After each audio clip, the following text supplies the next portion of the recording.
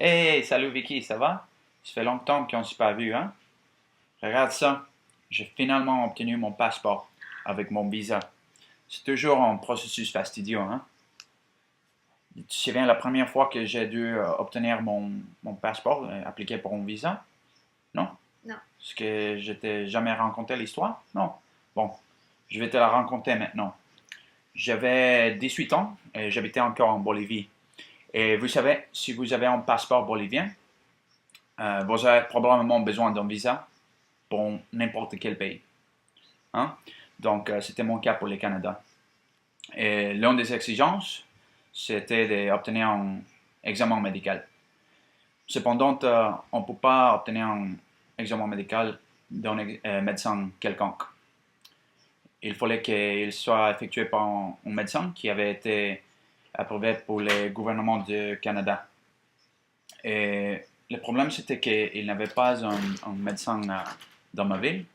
Il fallait trouver un médecin dans une autre ville, la ville de La Paz, qui est en fait la capitale de mon pays.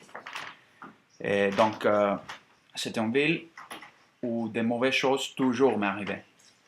J'ai toujours eu de très mauvaises chances là.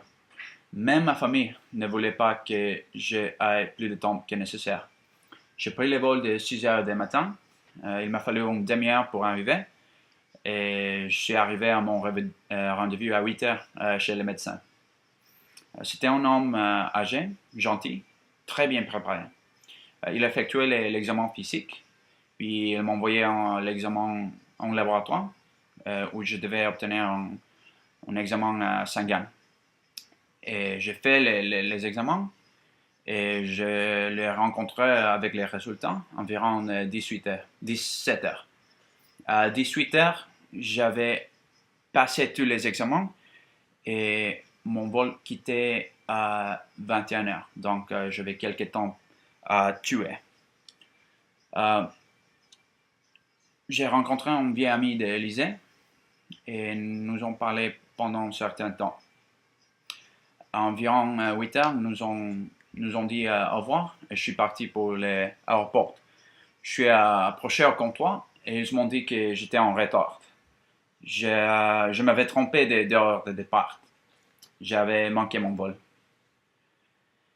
J'ai appelé ma soeur et je lui ai dit que j'avais raté mon vol.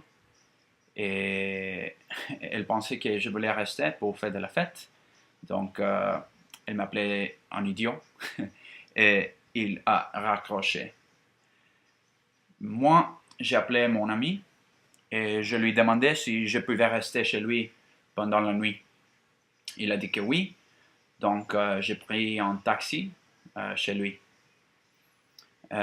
J'avais pas d'argent d'épaisse, donc je lui demandais si elle pouvait me prêter de l'argent.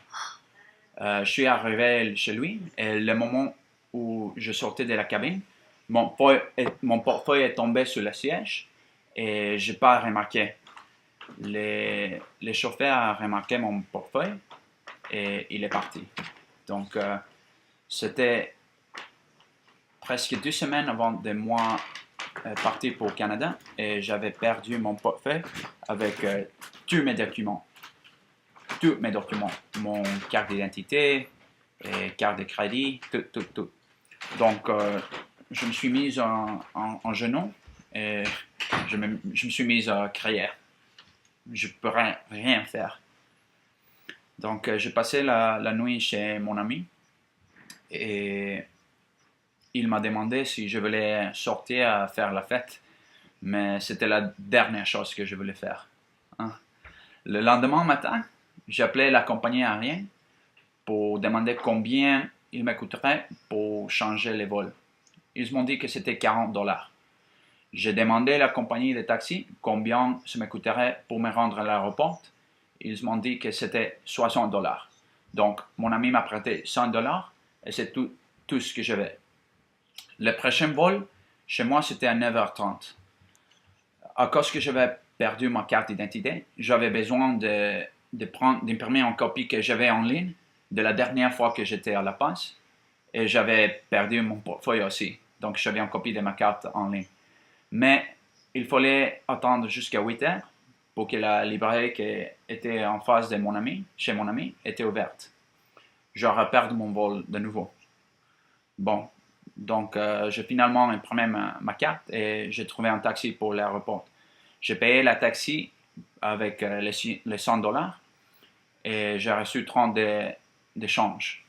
Je lui ai remarqué que j'avais appelé à la compagnie, ils m'avaient dit que c'était 40 dollars, donc, 60 dollars, et il fallait qu'il me donne 40 dollars. Et il ne voulait pas, donc il a fallu discuter, j'ai fallu expliquer toute mon histoire, et ça a pris presque 5 minutes. Mais finalement, il m'a donné les 10 dollars qui manquaient. Évidemment, il avait un long queue à la comptoir. J'ai essayé de demander à les personnes en face de moi de me laisser passer, que j'avais perdu mon portefeuille, que j'aurais perdu mon vol.